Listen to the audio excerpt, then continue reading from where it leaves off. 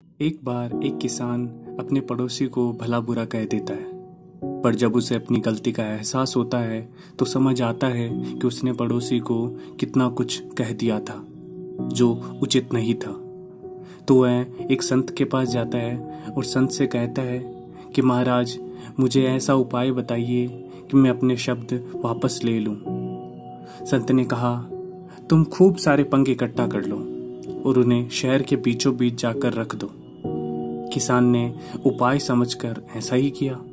तो फिर वह लौटकर संत के पास आता है। संत ने कहा, अब जाओ, उन पंखों को इकट्ठा करके वापस ले आओ।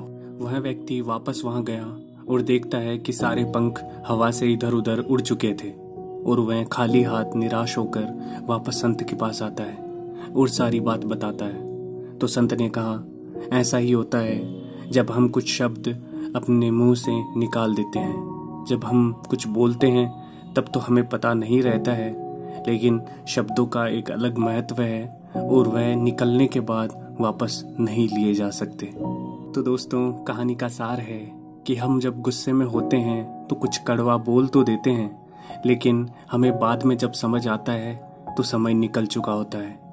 कुछ कड़वा बोलने से पहले ये याद रखें कि भला बुरा कहने के बाद भी करके अपने शब्द वापस नहीं लिए जा सकते। आप उस व्यक्ति से जाकर क्षमा मांग सकते हैं और मांगनी भी चाहिए, पर ह्यूमन नेचर कुछ ऐसा होता है कि कुछ भी कर लीजिए, इंसान कभी उसे नहीं भूलता है। जब आप किसी को बुरा कहते हैं तो वह उसे कष्ट पहुंचाने के लिए होता है, पर बाद में वो आप ही को अधिक कष्ट देता है।